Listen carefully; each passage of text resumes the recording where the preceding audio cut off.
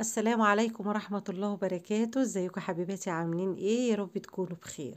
كل سنة وانتم طيبين بقدوم شهر رمضان الجميل اللي كلنا بنستناه من السنة للسنة. وطبعا في طقوس كده عندنا لازم كلنا بنعملها. منهم الطقس الأثري دوت اللي انتوا شايفينه.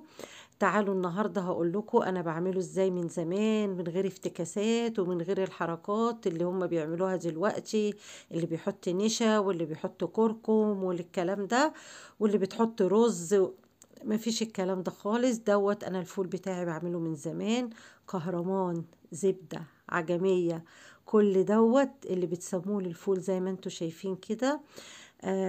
مكوناته سهلة وبسيطة، واعملي اللي انا بقولك عليه.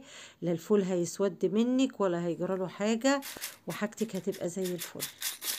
بسم الله الرحمن الرحيم. نبدأ في وصفتنا ونقول اللهم صل وسلم وبارك عليك يا حبيبي يا رسول الله. طبعا اول حاجة لازم تنقي الفول الحلو، يعني لازم تجيبي الفولة البيضة الفايرة الحلوة، مش تجيبي الفولة اللي قشرتها غامقة من عند العلاف او العطار اللي بتجيبي منه.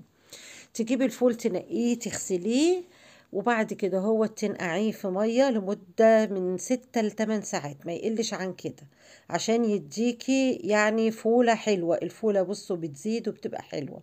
معانا ايه تاني؟ معايا معلقتين 3 فول مدشوش اللي هو الفول بتاع البصارة. معايا جزراية اهي كنت بشراها، وحطيتها صفيت طبعا الفول من المية اللي هو كان منقوع فيها، ومعايا الجزرية اللي انا فرماها، ومعايا المعلقتين ال3 الفول مدشوش كنت غسلاهم برضو قبل بقى ما اعمل كده بحوالي ايه يعني نص ساعة ولا حاجة.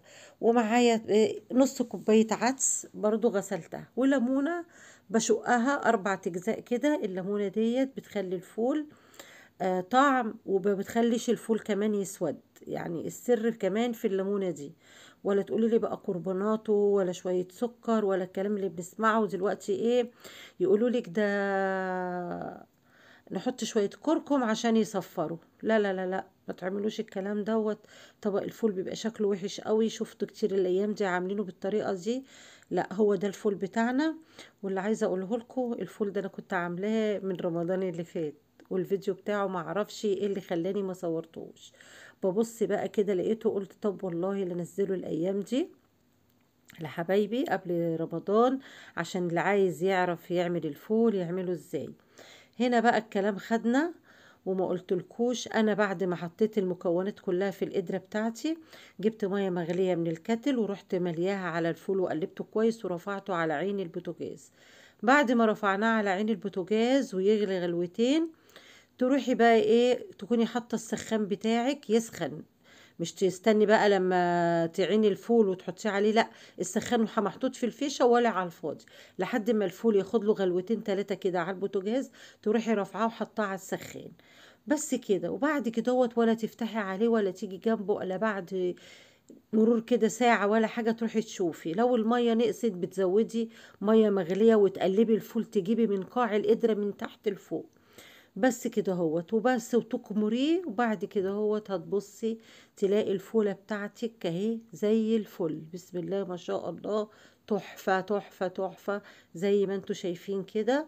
وبعد كده هوت بستنى لما يهدى ويبرد، اجيب العلب اهيت واروح حطاهم في العلب واحطهم في قلب التلاجة، وناخد بقى كل يوم من اللي احنا عاوزينه. ونشوف يعني ونحبش بقى التحابيش اللي احنا عايزينها، مرة بالزيت، مرة بالسمنة، مرة بالدقة. وكل سنة وانتم طيبين، وكل رمضان وانتم متجمعين. واقول لكم ايه، السلام عليكم ورحمة الله وبركاته. وما تنسوش اللايك والاشتراك في قناتي. مع الف سلامة.